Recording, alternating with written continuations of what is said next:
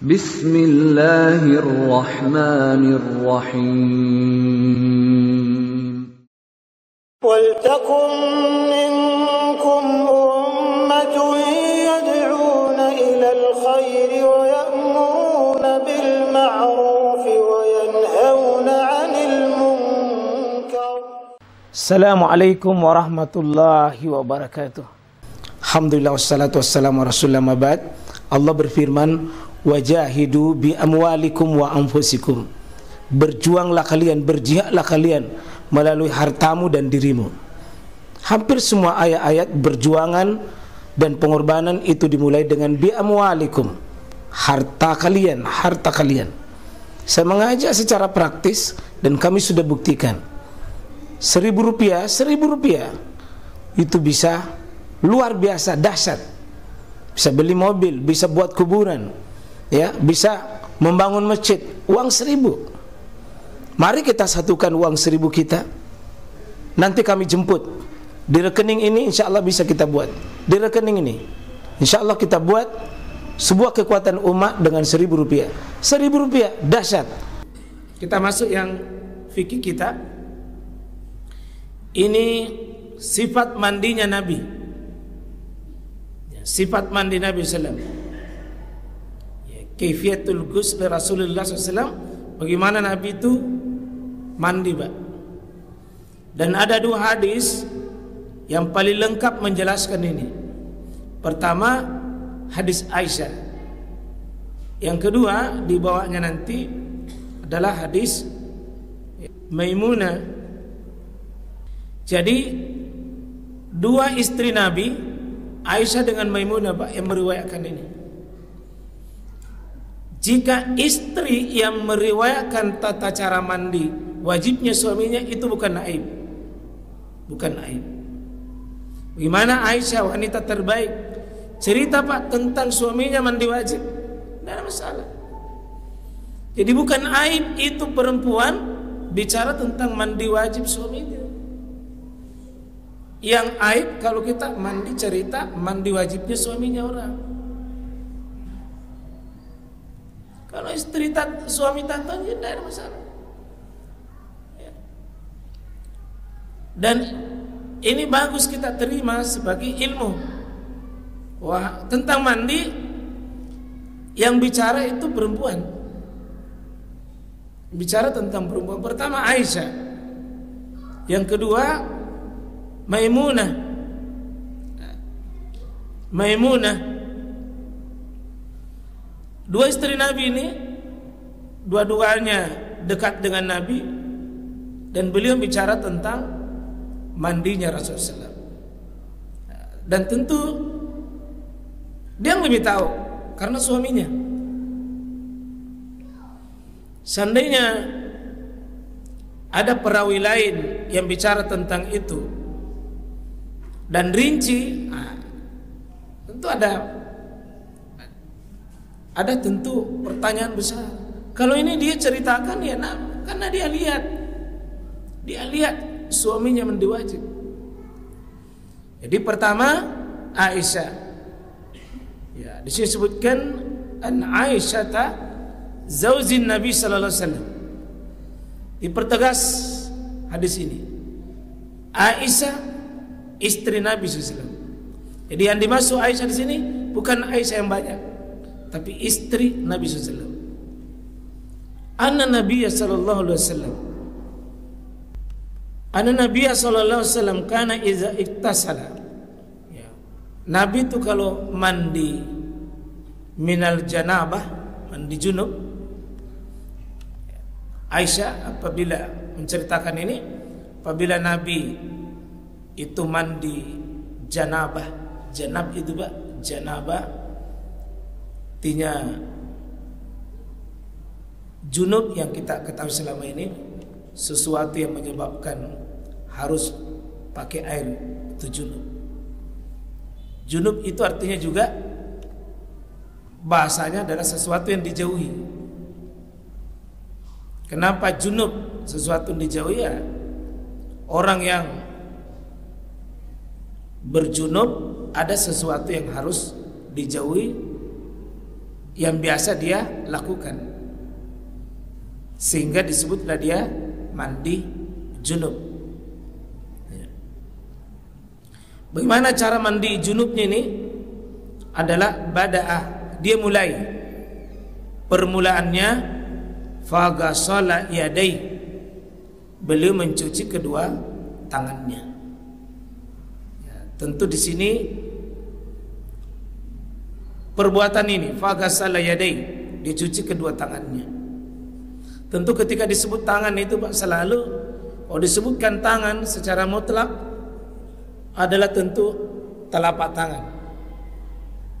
Selalu ini kalau tangan, karena tangan itu kadang-kadang sampai pergelangan, kadang-kadang tangan itu bisa bermakna siku, kadang-kadang tangan sampai sini. Jadi kalau disebut yadun, kalau disebut yadun dan tidak ada pembatasan, ini yang dimaksud telapaknya. Kecuali nanti ya misalnya as-sariqu was-sariqah, ya, pencuri laki-laki dan pencuri perempuan, atau aydihuma, potong kedua tangannya.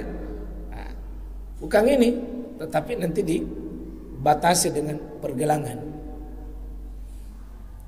Kalau misalnya Nabi sallallahu alaihi wasallam ya cuci kedua tangannya ilal marafiq, atau misalnya wamsau bi aydiyakum, mukamu dan kedua tanganmu ya termasuk sampai pergelangan.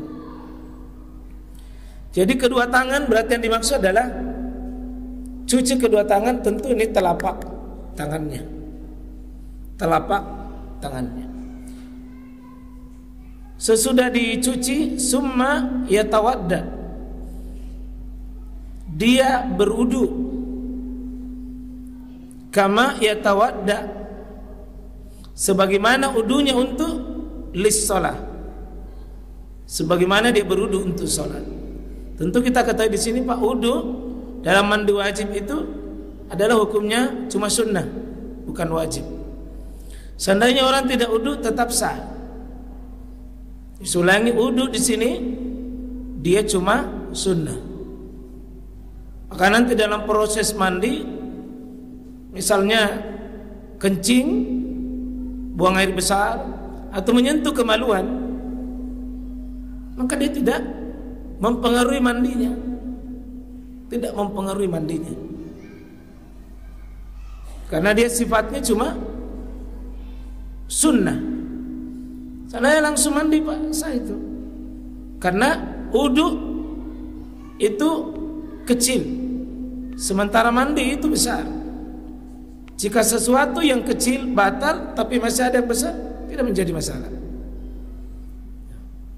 Jadi seandainya orang batal wudunya pada saat mandi, tidak usah diulangi mandinya Pak, lanjut saja, lanjut saja.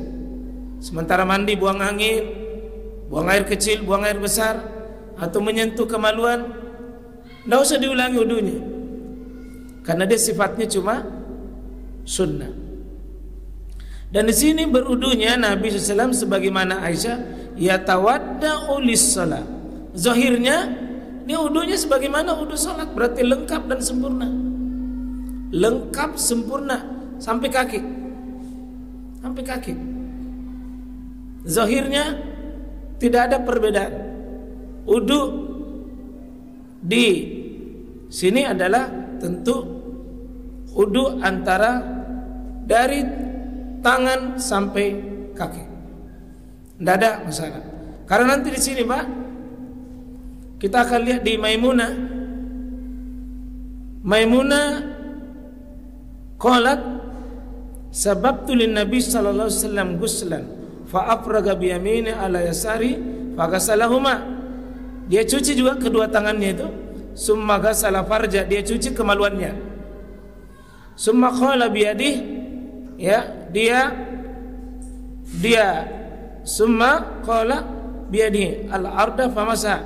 Ya, dia sapukan ke bumi itu dengan kedua tangannya, biturab, ya, dengan pakai tanah. Summa ghasala summa famatmat wastanshaq summa ghasala wajha wa afada ala ra'si summa tanaha. Oh, di sini tidak ada kata bilang sempurna. Bahkan terakhir di sini summa tanah faghasala qadamai. Terakhir dia cuci kakinya, kedua kakinya. Ini dipahami zahirnya kaki dibelakangkan. Zahirnya di sini ketika dia berwudu adalah dia kaki tidak disiram. Zahirnya, karena di sini sudah dia mandi, dia cuci kedua kakinya. Tapi makna ini bukan berarti bahwa tidak dibasuhi kaki waktu berwudu. Tetapi kasusnya Maimunah sesudah dia mandi, sebagaimana tadi juga mandi di Aisyah. Di Aisyah adalah dia tetap berwudu sebagaimana wudu untuk sholat. Tapi ketika berwudu untuk sholat di sini tetap sama dengan berwudu sampai kaki. Cuma khusus di kasus Maimunah ini bisa jadi kata para ulama, kamar mandinya Maimunah dengan kamar mandinya Aisyah itu beda. Kalau di Aisyah itu ketika berdiri tidak ada mungkin genangan air. Ketika berdiri juga, ya jangan dibayangkan Pak kamar mandi tempo dulu dengan sekarang. Dulu tidak ada pitehel, maka bisa jadi kamar mandinya Maimunah ini, kalau dia sudah mandi Pak, banyak tanah di kakinya, sehingga kalau dia tidak, kalau di sini tanah dia bergeser, pindah dia. Bergeser Pak dari situ, bergeser kemudian dia siram kaki. Siramnya kaki ini zahirnya bisa baru cuci kaki, bisa juga bermakna dia tetap sudah cuci kaki, tetapi khusus kasus itu dia cuma siram kaki karena kasusnya berbeda dengan kondisinya Aisyah. Saya lebih pakai Pak untuk kasus Aisyah.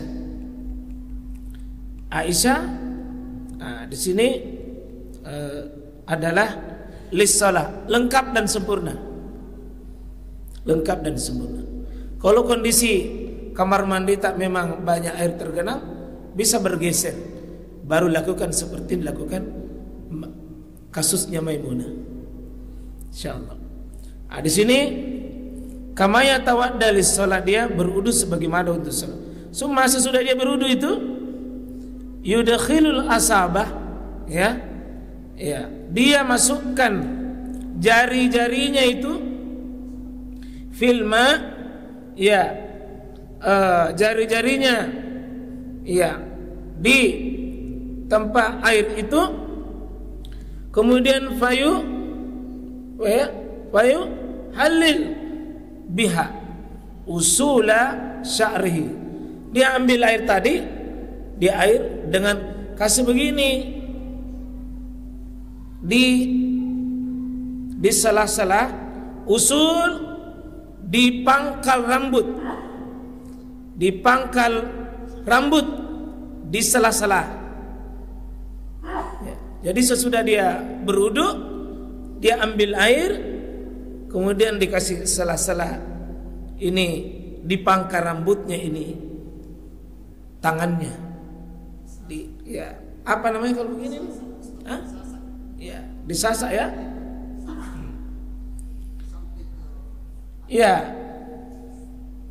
Kemudian summa yasubbu ala ra'sihi, salasa guraf. Kemudian dia siram di atas kepalanya itu 3 kali siraman dengan biyadi, biyadai, dengan kedua tangannya. Dia siram kepalanya itu. Nah, dalam hadis lain itu dia siram dari kanan. Kalau di sini yasubu ala ra'si salas guraf, dia siram kepalanya ini 3 kali, tidak disebutkan ya posisinya mana, tapi dia siram 3 kali. Di hadis lain itu sebelah kanan dia mulai siram 3 kali. Summa yufidul ma, kemudian dia ratakan siraman itu. Ya, fidul ma, dia siram itu air itu ala jildihi, seluruh kulitnya, kulli, keseluruhan. Itu saja. Jadi dia berudu, sesudah berudu dia ambil air di sela-sela kepalanya, sudah itu siram 3 kali kepalanya, kemudian sesudah itu ratakan seluruh kepalanya, seluruh badannya, seluruh kulitnya. Coba kita bandingkan sedikit Pak dengan Maimunah. Kalau di sini di Maimunah disebutkan dengan sababtu lin Nabi sallallahu alaihi wasallam guslan fa afraga bi yamini. Ya. Saya siramkan dia di atas tangan kanannya itu ala yasari, ke tangan kirinya. Jadi dia siram tangan kanan ke tangan kiri. Fagasalau ma'do, dia cuci itu tangannya dua itu. Lalu sesudah itu dia summa ghasala farja, dia cuci kemaluannya. Sesudah dia cuci tangannya. Ternyata kalau di Aisyah tadi tidak ada cuci kemaluan. Di Aisyah tadi tidak ada cuci kemaluan, tapi di Maimunah cuci kemaluan. Ini kondisi beda Pak. Cuci kemaluan di Maimunah bisa jadi sesudah perbuatan Nabi dengan Maimunah langsung terjadi mandi. Sementara Aisyah dia tidak cuci karena sudah bersih baru mandi. Kira-kira begitu Pak ya? Bisa dibayangkan. Sudah. Kenapa bisa ada cuci kemaluan, ada tidak cuci? Pada saat dia cuci dengan Maimunah, bisa jadi sesudah ibadah itu langsung mandi, sehingga masih ada kotoran itu di kemaluan. Tapi di Aisyah bisa jadi tidak, karena banyak petunjuk bahwa kalau seseorang sudah melakukan itu bisa tidak langsung mandi, cukup berudu baru pergi tidur. Berarti pada saat dia berudu tidur, otomatis dia sudah cuci kemaluannya pada saat berudu. Bisa jadi kondisi Aisyah itu berudu baru tidur. Tapi kalau Maimunah segar, barusan dicuci itu. Summa qal biyadihil ard, kemudian dia dengan ambil, kalau di sini di Maimunah dia ambil tangannya itu, ya dia ambil ke temboknya itu, dia sapukan tangannya seperti bertayamum. Ya. Kemudian summa ghasala, kemudian dia pakai cuci dengan tanah itu.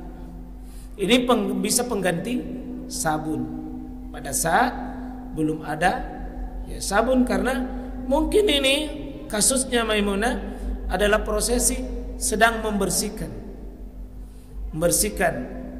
Kalau Aisyah Pak sudah tinggal langsung mandi saja, sudah selesai nih. Ketika disapukan itu di tembok itu sebagai pengganti, itu pengganti sabun. Nah, sesudah dia selesai tangannya, baru seperti famadmad, dia berkumur-kumur. Ya, wastansyak, dia hirup air. Summa ghassala wajah, kemudian dia cuci wajahnya. Sudah dia cuci wajahnya, wa afada ala ra'sihi, dan dia siram di atas kepalanya. Artinya sudah ratakan seluruh air di seluruh tubuhnya. Ya, sebagaimana tadi riwayat Aisyah, sudah rata seluruh air. Summa tanaha, dia bergeser, faghasala qadamai, beliau cuci kedua kakinya. Terus summa utiya bimindil, sesudah di mandi ini diberikan Nabi oleh Maimunah semacam bimindil, itu sapu tangan, handuk. Oh, kita sekarang ini handuk, tapi falam yanfud biha, Nabi tolak. Ditolaknya ini nanti pembahasan ulama ada 3. Ada mengatakan tidak boleh pakai pengering sesudah mandi wajib. Yang kedua, ditolaknya ini karena memang Nabi tidak butuh. Tidak butuh. Kita tahu Pak, posisi Nabi dengan kita beda. Posisi Mekah itu dengan kita, air panas, begitu dikasih air cepat kering itu air di badan, maka handuk tidak dibutuhkan. Tapi bisa jadi karena ini Maimunah kasih, bisa jadi kata para ulama kebiasaan Nabi itu sudah pakai begitu, tapi dia tolak. Tolaknya bisa bermakna makruh, bisa jadi karena tidak dibutuhkan. Maka saya lebih cenderung di pembahasan ini adalah, ya ini handuk urusan duniawi. Handuk itu urusan duniawi. Ya, dipakai kalau dibutuhkan. Ya, sebab Nabi tidak pernah juga menjelaskan pada perkara lain. Sehingga demikian penolakan Nabi ini dimaknai hanya ya tidak dibutuhkan. Sehingga keringkan dan tidak keringkan sesudah wudu, sudah mandi itu Pak urusan dunia. Tidak ada perkara ibadah. Tidak ada perkara ibadah di situ. Ini insyaallah yang kita kalau kita lihat ini tata cara mandi sempurna, berniat mandi secara sempurna dalam hati. Tentu kita paham ini Pak ya. Innamal a'malu binniyah. Tidak ada tadi kedua hadis itu, tidak ada. Tapi karena ibadah, niat itu selalu hadir. Pada saat perkara wudu juga tidak disebut niat, cuma 4 saja. Tapi kan yang namanya ibadah itu harus ada niat. Sebab mandi 1 kolam Pak, tapi tidak berniat, tidak dianggap bersih. Mandi 3 timba, tapi ada niat dan rata seluruh air di tubuh, itu sudah bersih, meskipun tidak pakai sabun, meskipun tidak pakai sampo. Yang penting ada niat dan rata seluruh air, itu mandi. Menyebut nama Allah yakni dengan mengucapkan bismillah. Nah, ini cuma kalau kita mandi yang ada kloset, maka nama Allah tidak disebut dengan lisan, cukup dihadirkan di hati kita. Kecuali mandi yang tidak ada kloset atau jauh, maka boleh disebut nama Allah Subhanahu wa ta'ala. Ya. Dimulai dengan membasuh kedua telapak tangan 3 kali. Hadis Aisyah tadi, membasuh telapak tangan 3 kali. Mencuci kemaluan dengan tangan kiri, itu hadis Maimunah tadi. Meletakkan tangan kiri dan mengusapnya ke tanah yang suci, ya, atau dengan sabun. Jadi kalau tanah diidentikan sekarang Pak dengan sabun, dengan membasuhnya dengan air sesudah itu. Hadis Maimunah tadi. Berwudu secara sempurna seperti layaknya wudu untuk salat, itu tadi hadis Aisyah. Jika mau dia boleh berwudu dengan wudu untuk salat dan mengakhirkan kedua kakinya sampai ke air mandi. Itu hadis Maimunah tadi. Memasukkan jari-jari ke dalam air, lalu menyala-nyala rambutnya hingga menyentuh kulit kepalanya. Hadisnya Aisyah dan dua-duanya Pak. Maimunah. Jadi itu artinya harus disentuh seluruh kulit. Harus sentuh seluruh kulit. Utama yang gemuk itu tidak sah mandinya kalau ada persendian-persendiannya itu apa namanya itu lekuk-lekuknya yang tidak kena air, Pak. Karena sesungguhnya mandi wajib itu cuma dua, niat, yang kedua rata seluruh air di badannya. Begitu juga mandi wajib dan mandi jenazah. Itu cuma dua saja. Rukunnya saja. Ada niat, rata seluruh air. Ada niat, rata seluruh air. Ada pun yang lain itu mendahulukan kanan, menyala-nyala, itu hukumnya sunnah. Tapi ini yang dua ini, niat dan ratanya air seluruh tubuh. Yang kedelapan, mengguyurkan air ke kulit dan ke seluruh tubuh. Dua-duanya tadi pakai hadis Aisyah dengan Maimunah. Diguyurkan air ke kulit dan seluruh tubuh.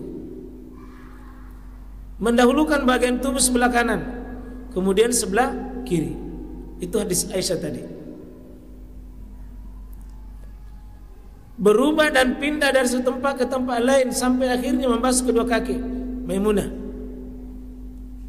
Tidak boleh berlebih-lebihan menggunakan air. Jelas. Wala tusrifu, jangan berlebih-lebihan. Ya, innallaha la yuhibbul musrifin. Sungguhnya Allah tidak suka berlebih-lebihan.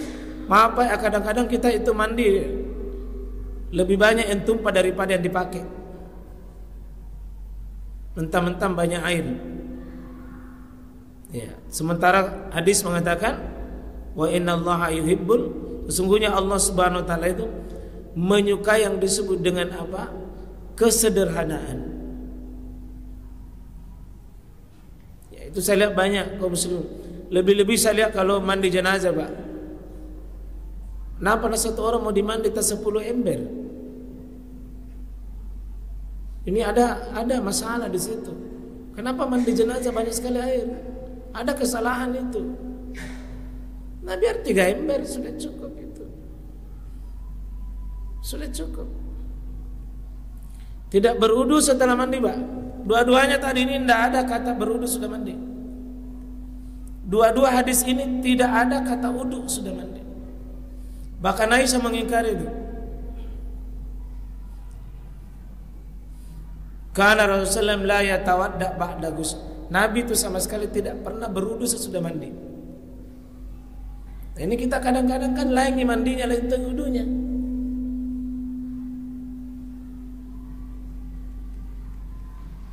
Nah, ini bisa kita lihat di kitab ini Al-Musul Al-Fiqih Al-Muyassarah fi Fiqh Kitab As-Sunnah, ya, Al-Mutakhara Syekh Usain. Ini muridnya Syekh bin Baz ini. Ya, ini muridnya Syekh bin Baz juga, Syekh Wa Al-Katani.